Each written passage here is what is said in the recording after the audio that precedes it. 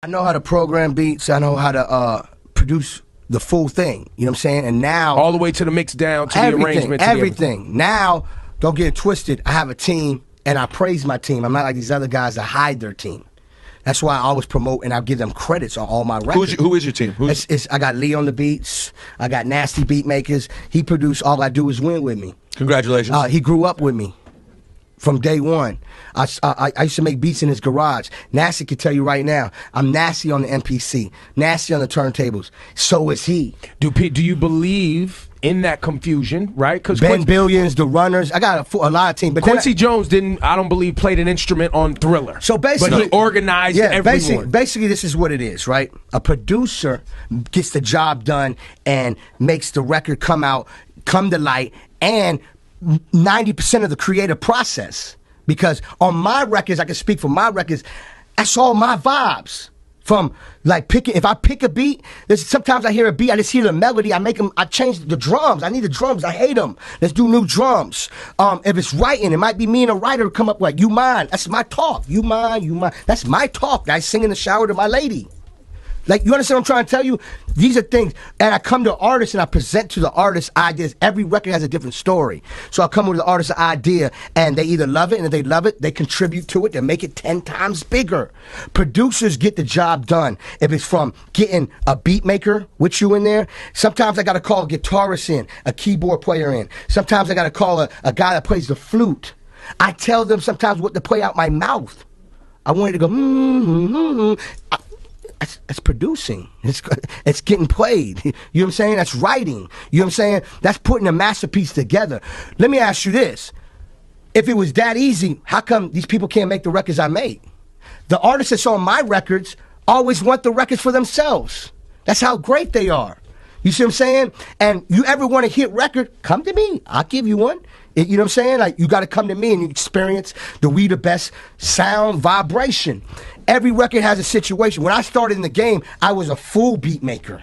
Beat Novocaine. That's when I made the records for Joe Crack, Ludacris, Fabulous. You know what I'm saying? Ask these people that see me actually, program, sample. That was when I was in the Beat Novocaine era. I had a sound, it was real dramatic, you know what I'm saying, with hard drums and a lot of synths. That was my sound. The bigger I got, you know what I'm saying, when the game changed, like with no more vinyl, they had Serato. Well, producing changed. They made Logic. They made Fruity Loops. It's called Too Easy. It's called you tell the computer what to program. That's why you see everybody as a producer and a DJ now. But it takes a great producer like me to tell them sounds is garbage. They're fake.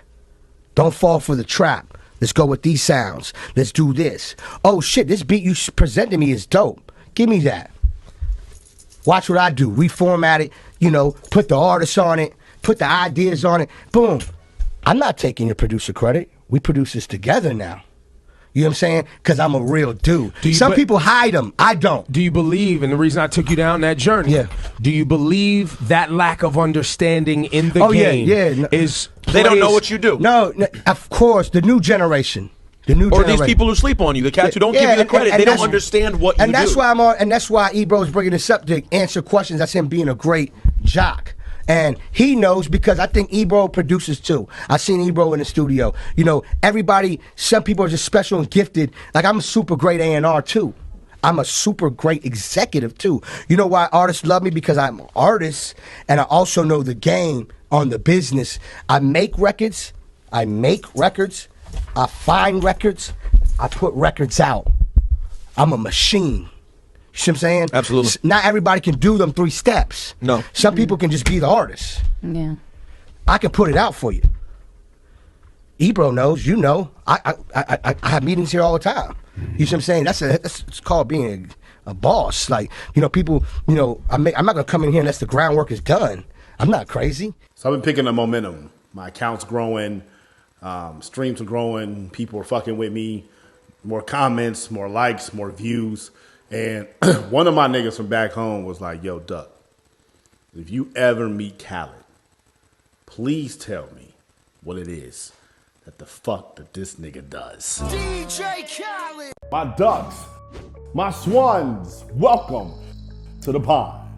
My name is Dorian from Group82Music.com. Right here we got DJ Khaled talking about what it is that he does and Beatmakers versus producers. Everybody who makes music is a producer in my opinion. And I've been saying this for a long time, but when you explain it to people, they act like they don't know what the fuck you're talking about. Me, for example, when I first started making music, I bought Logic Pro X. I got me a MIDI keyboard, and I taught myself how to make beats off of YouTube. My beats weren't mixed. My sounds were the stock sounds that was inside of Logic.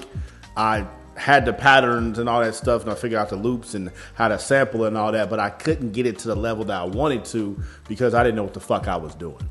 And I realized early on that to make the beat and to learn how to mix and to learn how to really rap and to learn how to write and to learn how to market and to learn how to get merch and to learn how to build a website and graphic design and videos and shows. And there's a lot of things that came with being an artist that I was going to have to give some of this stuff up for the greater good of Dorian the brand and for the greater good of Group 82.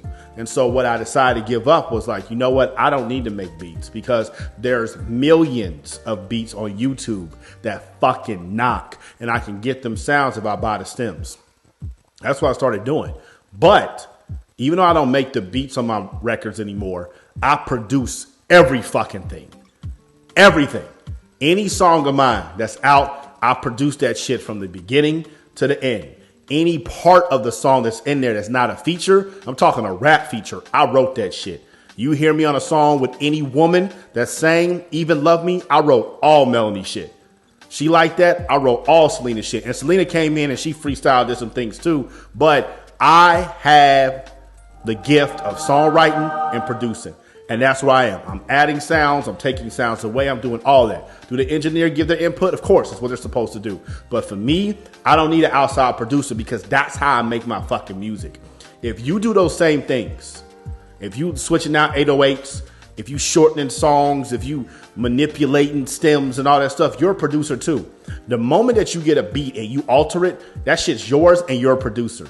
Start calling yourself a producer. Too many of y'all be saying y'all need a producer or I'm working with this producer. What? Working with a producer? What the fuck are you talking about? Beats on YouTube are $30. Get them stems and do the shit yourself.